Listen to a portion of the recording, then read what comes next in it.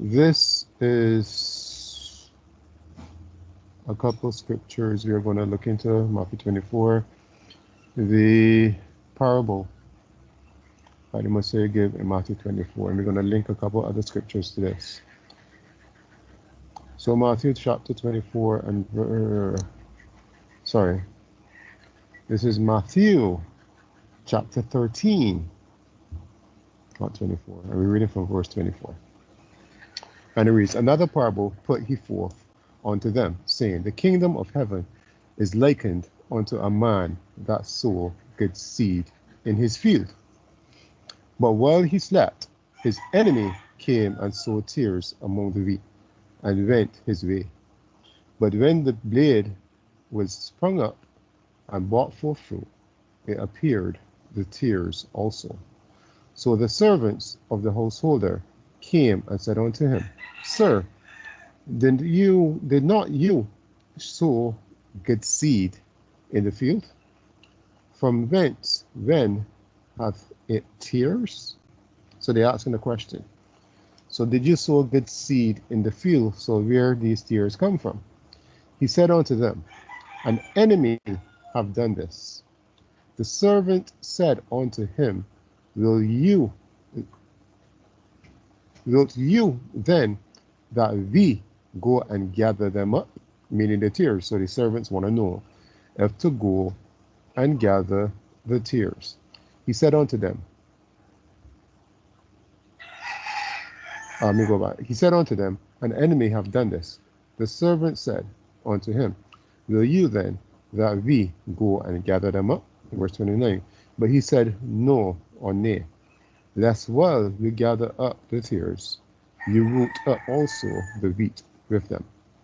Verse 30.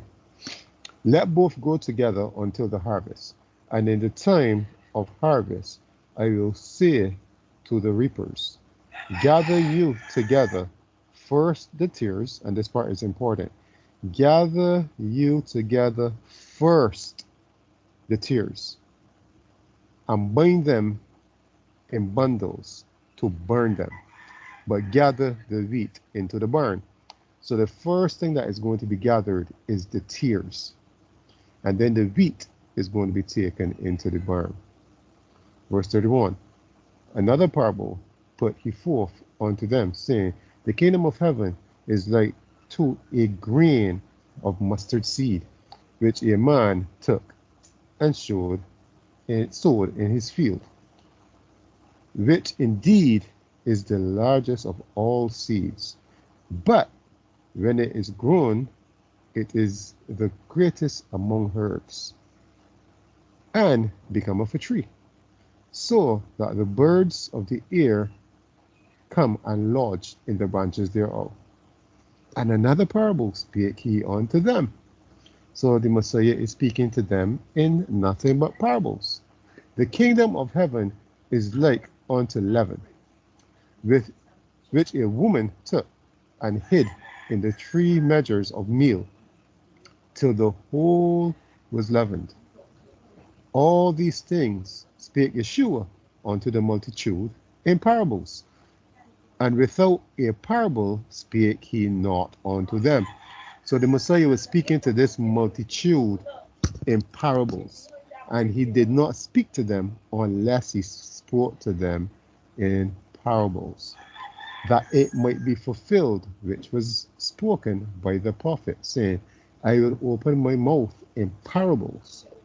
I will utter things which have been kept secret from the foundations or the foundation of the world. So this was a prophecy. This is where the Messiah spoke to them in parables. Verse 36. Then Yeshua sent the multitude away, and went into the house, and his disciples came unto him, saying, declare unto us the parable of the tares of the field, because the disciples did not understand that parable. So they said to the Messiah, declare it unto us. He answered and said unto them, he that soweth the good seed is the Son of Man, is me, Yeshua. The field is the world, And the good seed are the children of the kingdom, or the saints. But the tares are the children of the wicked ones. The enemy that sowed them is the devil, and the harvest is the end of the world, and the reapers are the angels. So the Messiah just explained it. It's simple. It was very simple, but because how he spoke it, they did not understand. So the sower was the Messiah. The field where he was sowing was the world. The good seed was the children, or the obedient children. But the tares were the wicked ones. And the enemy that sowed the tares was the devil. The harvest is the end of the world, or that time that we have not reached as yet. And the reapers are the angels. So remember who the reapers are reaping first, the tares. As for verse 40, as therefore the tares are gathered and burned in the fire, so shall it be in the end of the world. So he's talking about the lake of fire. The tares or the wicked ones will be cast into the lake of fire. Verse 41, the Son of Man shall send forth his angels, and they shall gather out of his kingdom all things that offend, and them which do iniquity. So the angels are coming for the wicked ones, the tares, and shall cast them into the furnace of fire.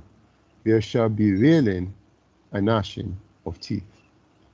Then shall the righteous shine forth as the sun in the kingdom of their Father. Who hath ears to hear, let them hear. So the Messiah spoke plainly in his explanation. So the tares are those who the wicked sown. So we just watched that video whereas the tares are alluded to Christianity. But I agree. Christianity is the tare that the devil sowed in the world. Why would they say that? So let's move this a little bit further. We're going to go into the book of Revelation, chapter 13.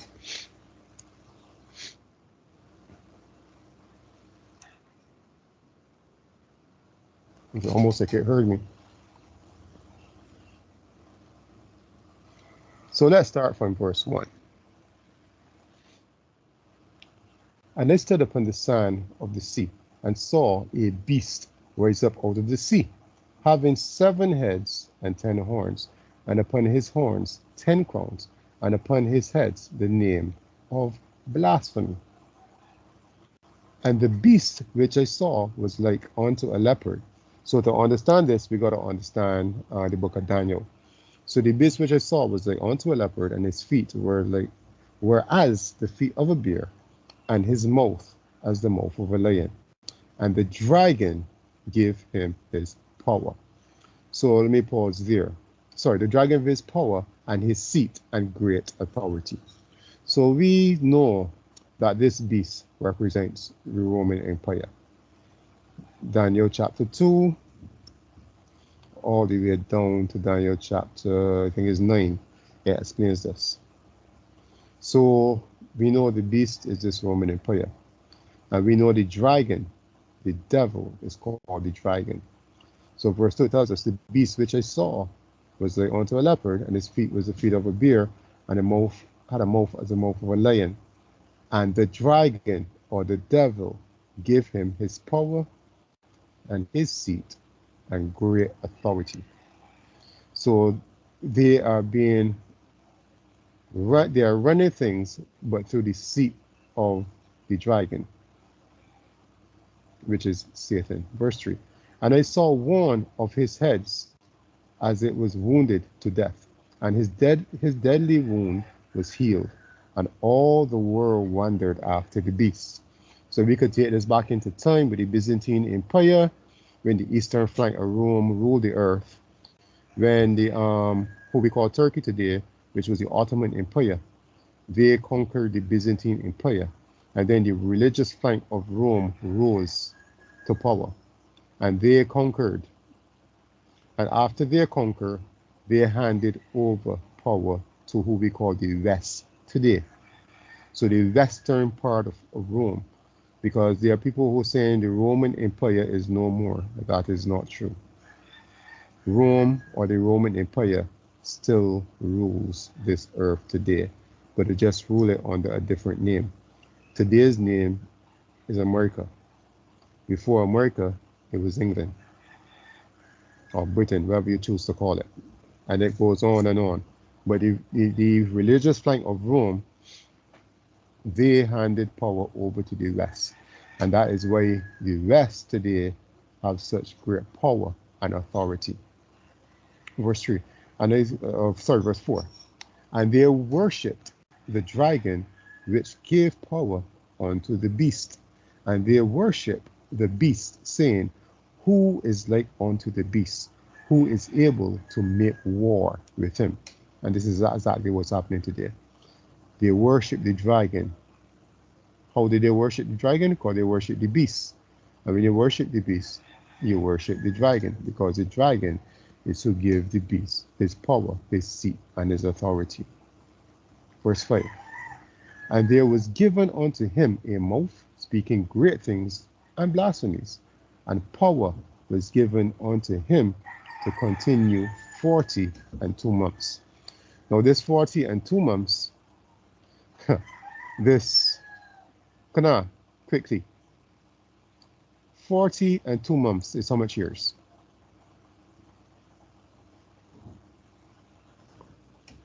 Or any of the sisters?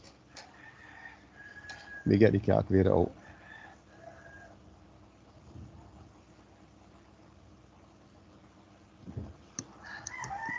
So that represents 3.5 years. How ironic.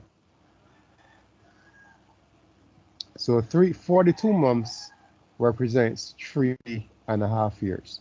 So how long is the tribulation period again, Kana? 3.5 years. Yeah. So how ironic that this verse 5, and it was given unto him a mouth speaking great things and blasphemies, and power was given unto him to continue 40 and 2 months, or 3.5 years, or the tribulation period. Much people don't get that. So verse 6, and he opened his mouth in blasphemy against Elohim, to blaspheme his name and his tabernacle and them that dwell in heaven. So how did the beast did this? Oh, you don't have to keep the laws anymore. You're under grace. Jesus died on the cross. He kept the commandments perfectly for you, that you don't have to do it today. Just believe in the Lord Jesus Christ and you are saved. This is how he blasphemed against Elohim, to blaspheme his name and his temple, his tabernacle, and them that dwell in heaven. This is how we did it. The beast, Rome, or the Roman Catholic Church, which in part of all of these churches the Protestants came from, which we have many denominations today. So you'll go to Pentecostal, they go to, oh, the Catholics are not Christians, but they are the original Christians. They started it. You are a carbon copy of the Roman Catholic.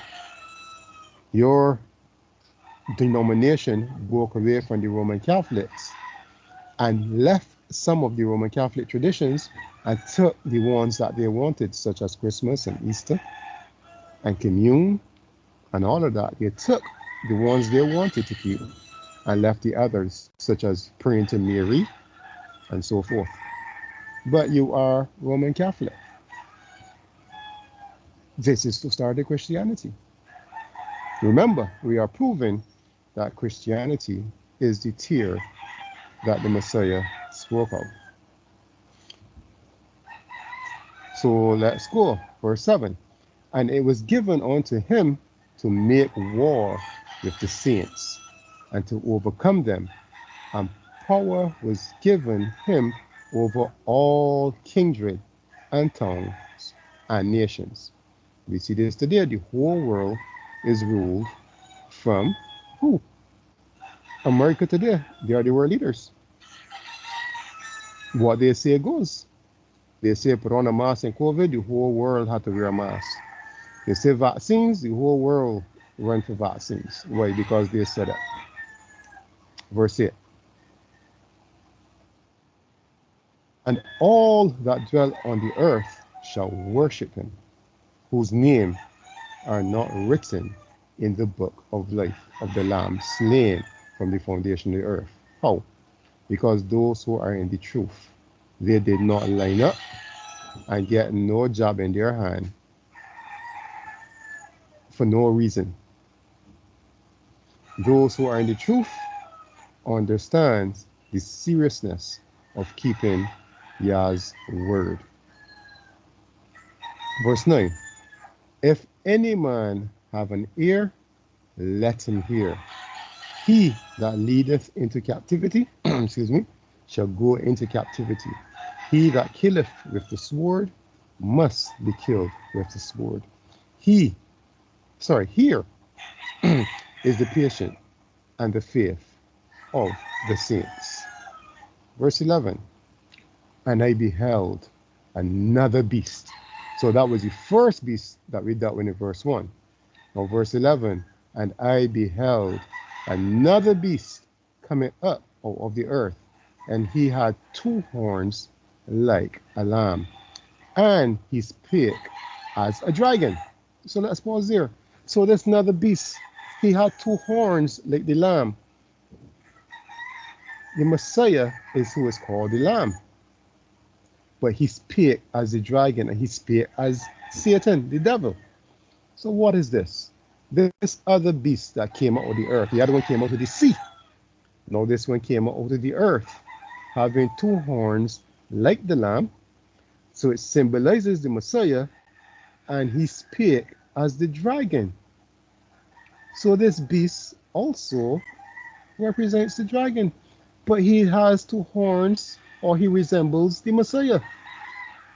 What is this? Verse 12. And he exercised all the power of the first beast before him, and caused the earth and them which dwell therein to worship the first beast, whose deadly wound was healed. So the second beast is causing the earth to worship the first beast, whose deadly wound was healed. My brother, my sisters, this is Christianity. Christianity is this second beast, this other beast that came out of the earth, which resembles the Messiah, but it speaks as the dragon. As I said earlier, you don't have to keep the laws. You're going to heaven. All of this, Christianity has taught mankind. This other beast, this second beast that came out of the earth, who resembles the Lamb or the Messiah, but he spake as the dragon.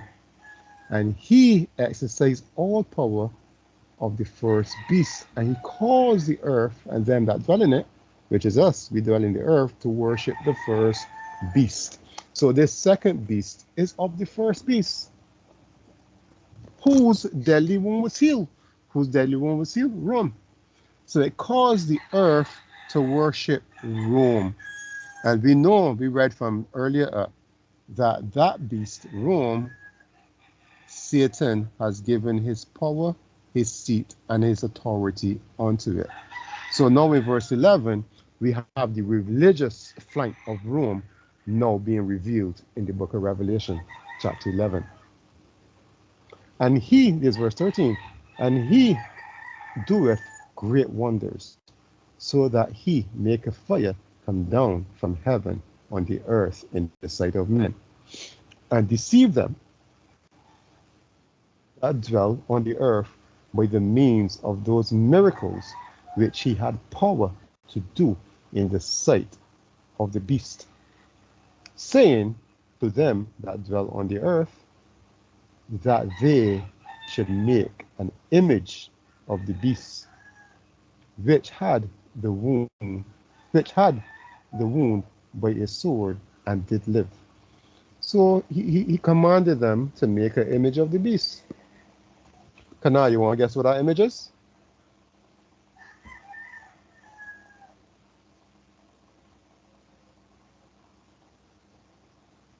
Uh-huh. Yes. What was that image that he caused them to make? Um, Read that again. Wait a little bit. So he deceived them that dwell on the earth by the means of those miracles which he had power to do in the sight of the beast, saying to them that dwell on the earth, that they should make an image to the beast, which had the wound by a, which had the wound by a sword and did live. Uh-huh. So that Oh yeah. image, that Okay, so image, that excuse me. Yeah, that image is what you see hanging on a cross or right, the so. cross, that is Yes. the image. That image is the cross. This is why Christianity today is represented by that image of the cross. That is the image that the beast gave. And verse 15, and he had power to give life unto the image of the beast, and that the image of the beast should both speak and cause that as many as would not worship the image of the beast should be killed. No, people take this the wrong way. Now he gave power. Now let me go. Constantine, he is the one who said that he had a dream and God told him to conquer the earth with the cross. This is where Christianity started. This is where it got its footing. Constantine, a Roman emperor, sorry, he is the one who started the cross. And Constantine was victorious in many battles. And this is how the cross became a symbol. We could go into the passages in Acts and so forth and see that it said, even Paul said it, that the Messiah was hanged on a tree. But in today's parlance, everybody is saying nail to a cross. Why is this? Because they give the image, they give the image power that it shall speak. Because today people read who was hung and slew on a tree and say he was nailed to a cross. So this is how the image got power to speak and cause many to be worshipped. And guess what?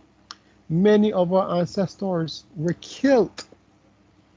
Not just our ancestors, anybody who came against Christianity was killed back in those days. The Roman Empire killed many. They slaughtered Muslims, they slaughtered the true Hebrews, they slaughtered anyone who did not go along with this Christianity.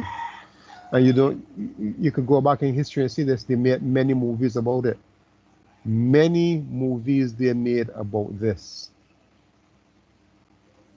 We have the history books you could go back into and see the things that was done in the name of the Christianity. You have the Crusades, where it was the Arabs versus the Christians. We have all these things documented in history happened. Many people lose their lives because of Christianity. You mean cause today they try to switch it up and say Christianity is being persecuted? Christians were the biggest persecutors on this earth. Many people lose their lives for not professing Christianity, not going along with this Roman Catholic or these Romans evil and wicked way of life. Many of our ancestors and many other people lost their lives for it. And this is why it is written here in the book of Revelation. This was a prophecy. Because at this time when this was written, there was no Constantine. There was no religious flank of Rome at that time. Rome ruled the earth at that time, yes, but there was no religious flank. There wasn't no Roman Catholic. There wasn't no Roman church at the time this prophecy was written. So yes, it is a prophecy. And yes, this part of prophecy have already come to pass, including the 3.5 years. Because many people don't understand, we are in tribulation.